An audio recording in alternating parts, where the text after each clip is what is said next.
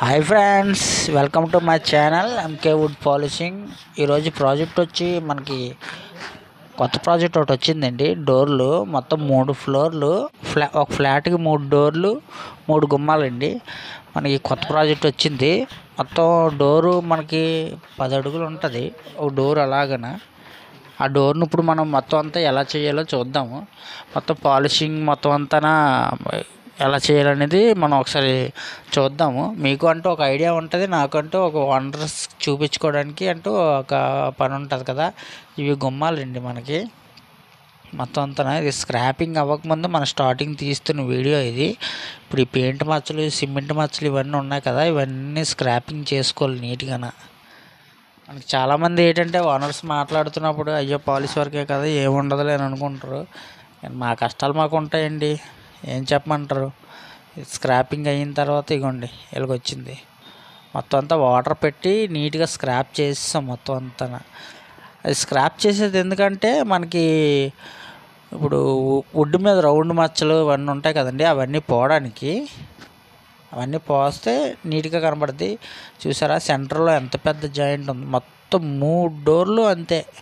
మొత్తం 3 డోర్లకి అలాగే జాయింట్ ఉంటుంది. దీనికి నీట్గా మెటల్ పేస్ట్ అది నీట్గా పెట్టుకోవాలి.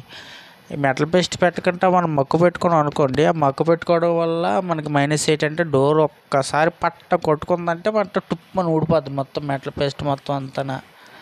ఇక కార్బన్ మెటల్ పేస్ట్ దీంట్లో కొద్దిగా కలర్ కలుపుకొని, కొద్దిగా ఎల్లో కలుపుకున్నాం అనుకోండి, అందులో చిన్న రెడ్ వేసి చిన్నది బ్రౌన్ వేసాం అనుకోండి, మనం కొద్దిగా మక్కు కలుపుకున్నట్టే. అలాగని ఎక్కువ పౌడర్లు వేసేయకూడదు, మొత్తం తగలడిపోద్ది. అప్పుడు మొత్తం కలర్లు ఎక్కువ వేసి కంటేనే ఎల్లో కొద్దిగా ఎక్కువ వేసుకొని, బ్రౌన్ వేసినా బ్రౌన్ వేయకపోయినా పర్లేదు, కానీ రెడ్ మాత్రం అంటే మనకి ఇప్పుడు వుడ్ షేడ్ ఎలాగుందో అలా చూసుకొని వేసుకోవాలి.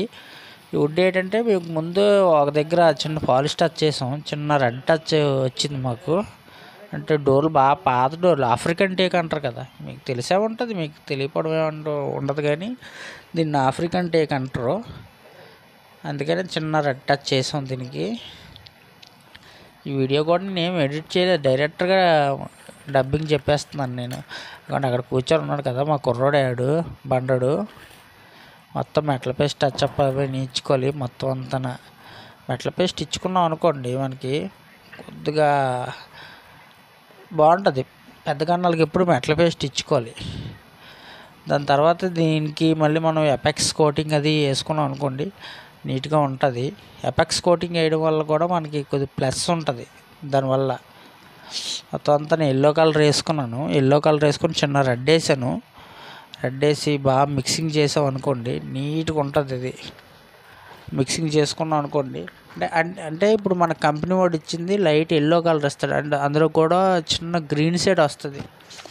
మీరు గమనించే ఉంటారు చాలాసార్లు, నేను కొన్నిసార్లు గమనించాను, చిన్న గ్రీన్ షేడ్ వస్తుంది.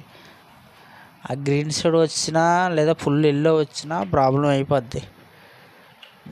మీకు తెలిసే ఉంటుంది, మనం పనులు నేర్చుకున్న కొత్తలోని మెటల్ పేస్ట్లు ఎలాగొచ్చేవండి, గ్రీన్ డబ్బాలు వచ్చేవి. మీకు గుర్తుందా?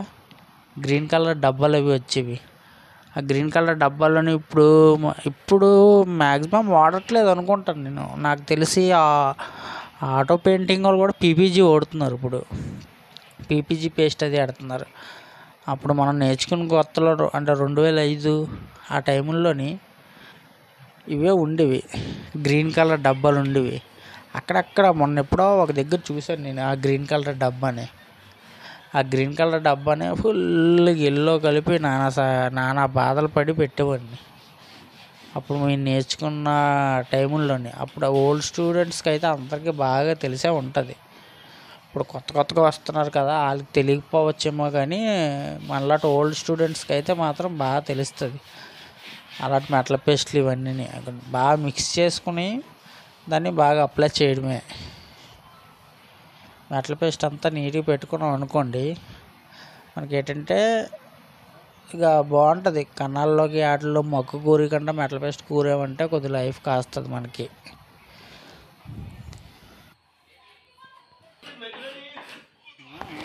ఇదిగోండి మనకి మెటల్ పేస్ట్ చెకింగ్ మొత్తం అంతా అయిన తర్వాత స్క్రాపింగ్ అది చేసుకొని, అంటే స్క్రాపింగ్ అంటే ఇప్పుడు మెటల్ పేస్ట్ ఉంది కదా, మెటల్ పేస్ట్ మొత్తం అంతా స్క్రాపింగ్ చేసుకోవాలి.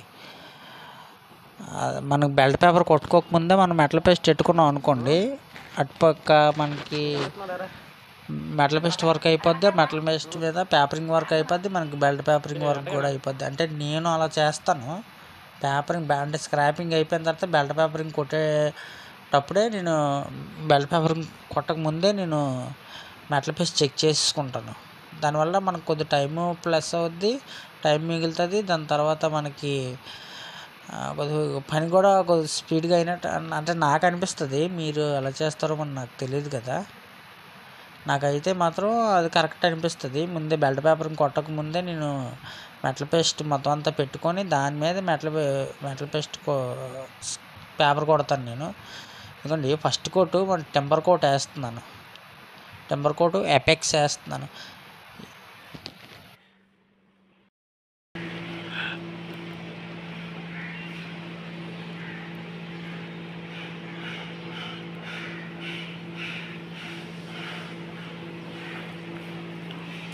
మనది ఫస్ట్ కోటింగ్ పూర్తయిందండి. ఇది ఫస్ట్ కోటింగ్ పూర్తయిన తర్వాత అంతా ఇవ్వండి వచ్చింది. ఎపాక్సీ ఫస్ట్ కోటింగ్ వేసాము. దానికంటే ముందు పెద్ద పెద్ద కన్నాలు ఉన్నాయి కదా, వీటన్నిటికి నుంచి మనం మెటల్ పేస్ట్ చెకింగ్ అది నీట్గా చేసుకున్నాం. మెటల్ పేస్ట్ అది లెవెల్ చేసాం. మెటల్ పేస్ట్ అంతా లెవెల్ చేసిన తర్వాత ఎపాక్సీ ఫస్ట్ కోటింగ్ వేసుకున్నాం. ఎపాక్సీ చూపిస్తాను చూడండి. ఇవ్వండి ఇదండి టెంపర్ కోట్ ఎపాక్సీ. ఇది వేసుకోవడం వల్ల మనకు ప్లస్ ఏంటంటే, నేను ఇదే విషయం చాలాసార్లు చెప్తున్నాను. నేను ఈ ఎపాక్సీ వేసుకోవడం వల్ల మనకి ప్లస్ ఏంటంటే, మనకి వర్షానికి వాటికి డ్యామేజ్ అవ్వకుండా ఉంటుంది. బాగా ఎపాక్సీ వేసుకోవడం వల్ల ఎంతో ఉంటుందండి, మహా అయితే లీటరు మనకి 700 ఉంటుంది అంతే లీటరు ఒక డోర్కి వస్తుంది. ఇందులో కొంచెం మిగిలింది. ఇంకా ఒక డోర్కి మహా అయితే 700 ఖర్చు పెట్టామంటే మనకి డోర్ కూడా నీట్గా ఫినిషింగ్ కనబడుతుంది. అందుకని ఎపాక్సీ నేను ఎప్పుడు ఫస్ట్ ప్రతి డోర్కి ఎపాక్సీ వేస్తాను నేను. ఇవ్వండి చిన్న రౌండ్ కూడా కనిపించదు, చిన్న రౌండ్ కూడా కనిపించకుండా నీట్గా స్క్రాపింగ్ చేసుకున్నాం. స్క్రాపింగ్ అదే అయిపోయిన తర్వాత మన 80 నెంబర్ బెల్ట్ పేపర్తో నీట్గా స్క్రాపింగ్ చేసుకున్నాం మొత్తం అంతా.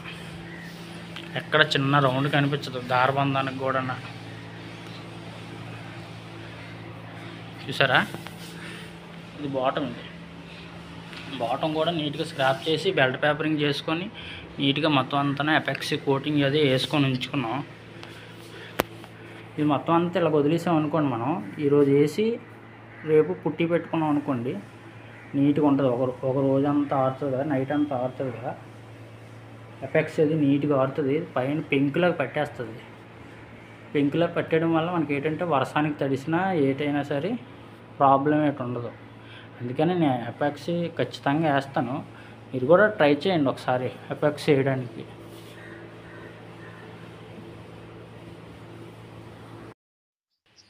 మన కుర్రోడు ఉన్నాడా న్యాచురల్ పుట్టి చెకింగ్ మొత్తం అంతా.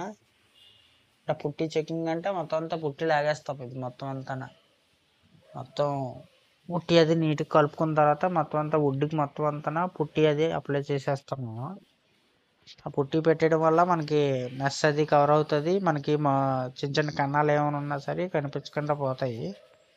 మొత్తం అంతా పుట్టి అప్లై చేసుకొని దాని తర్వాత మన 80 నెంబర్ పేపర్ ఉంటుంది కదండి, అది అది చేసుకుంటాం. కానీ ఎపాక్సీ వేయడం వల్ల మనకి చాలా బెనిఫిట్ ఉంటుందండి. ఒకసారి ఆలోచించండి మీరు కూడా. ఈ ఎపాక్సీ వేయడం వల్ల మనకి చాలా బెనిఫిట్ ఉంటుంది. అంటే మనకి ఓనర్స్ గురించి పక్కన పెట్టినా సరే మనకి ఎపాక్సీ వేయడం వల్ల సిల్వర్ ఫినిషింగ్ కూడా కొద్దిగా తగ్గుతుంది, మనకి టైం సేవ్ అవుతుంది. అండ్ పుట్టి పేపరింగ్ మొత్తం అంతా అయిపోయింది. ఇదే పుట్టి పెట్టడం మొత్తం అంతా పూర్తి అయిపోయింది. పుట్టి పెట్టిన తర్వాత ఇలాగుంది. దీన్ని మన 80 నెంబర్ మసాలా పేపర్ ఉంటుంది కదా, 80 నెంబర్ మసాలా పేపర్తో నీట్గా పేపరింగ్ చేసుకోవాలి. 80 నెంబర్ మసాలా పేపర్తో అది రాగా 100 ఉంది. 100 నెంబర్ అయినా పర్లేదు, 80 100 ఒకటే. కాకపోతే 80 కొద్దిగా రఫ్ ఉంటుంది, 100 కొద్దిగా స్మూత్గా ఉంటుంది.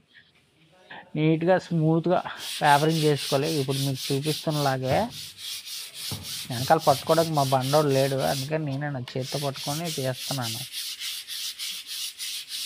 అలా నీట్గా రావాలి. మొత్తం అంతా నీట్గా పుట్టి పేపరింగ్ అది నీట్గా చేసుకొని దాని తర్వాత మనం సెల్ఫ్ ఫినిషింగ్ అది చేసుకోవాలి.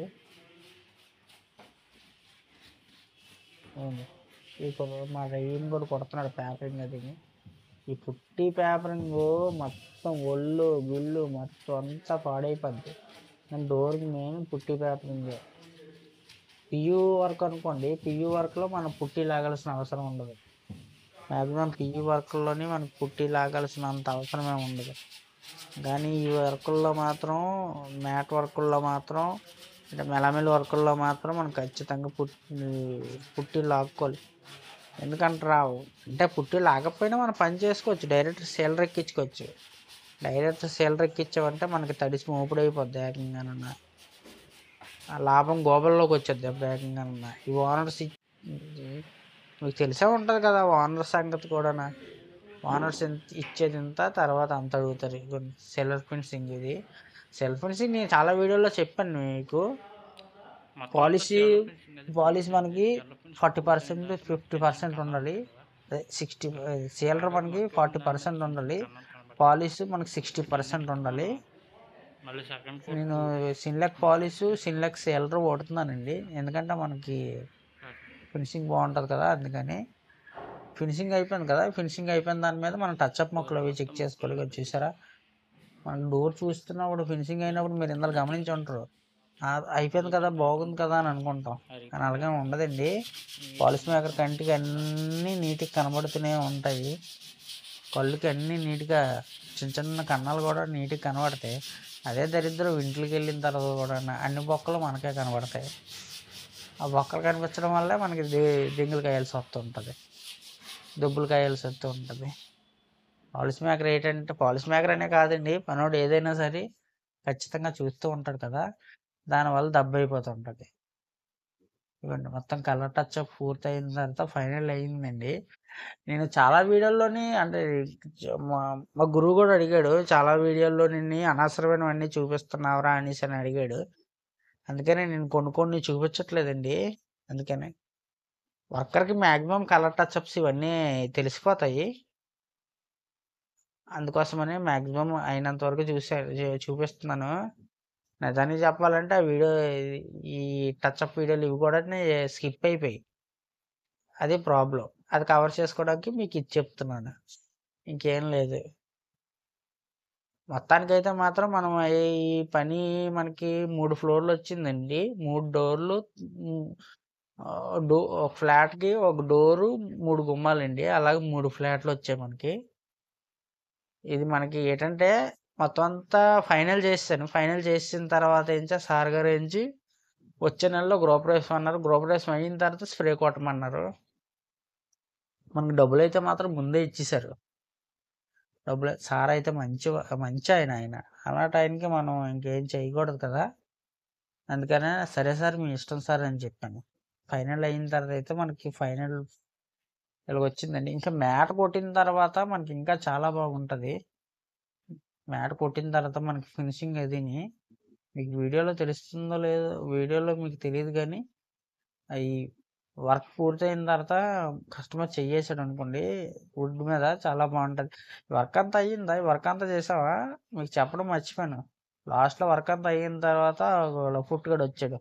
లఫుట్ కూడా వచ్చి టచ్అప్లుగా మొత్తం డోర్ నేను ఎక్కడ టచ్అప్ కలపలేదు అసలు, ఎందుకంటే ఇది ఆఫ్రికన్ టేకు, మీకు ఎక్కువ శాతం ఎక్కడ వైట్ రాదు. మ్యాక్సిమము అన్ని పనుల్లోనే ఉంటాడు కదా, లాస్ట్లో ఒకడు వచ్చి పుల్లెట్టి తిప్పుతుంటాడు కదా, ఒకడు వచ్చాడు. ఈ సెంటర్ బిట్టు మనం మెటల్ పేస్ట్ పెట్టాం కదా, మెటల్ పేస్ట్ ఇలాగుంది, అలాగుంది, న్యాచురల్ కలిసిపోలేదు ఇది అని అంటున్నాడు. మీరు చెప్పండి, మీకు తెలిసే ఉంటుంది కదా మ్యాక్సిమం వర్క్ గురించి. 100% ఎవరైనా టచ్అప్ అనేది ఎవడైనా వుడ్కి మ్యాచింగ్ అంటే 100% ఎవడైనా ఇవ్వగలడు. నేను చెప్పాను సార్ కలుపుతాను సార్, కాకపోతే ఒక 70%, 80% తేగలమని అంటే ఏంచి అతనికి 100కి 100% కావాలంట. ఆ తైలం కూడా వచ్చి మొత్తం తైలం చేసి పడిస్తాడు. ఆ వానర్ గారు కూడా నా లాస్ట్లో అడిగారు, బాబు ఇది ఇంకా కలవాలి బాబు అది ఇది అనేసి. మీకు వీడియోలో చూపిస్తుంది, వీడియోలో చూస్తున్నారు కదా, మీకు ఏం తేడా కనబడుతుందా నేను కలిపిన దాంట్లోని? మ్యాక్సిమం నాకైతే మాత్రం ఎక్కడ తేడా కనిపించలేదు.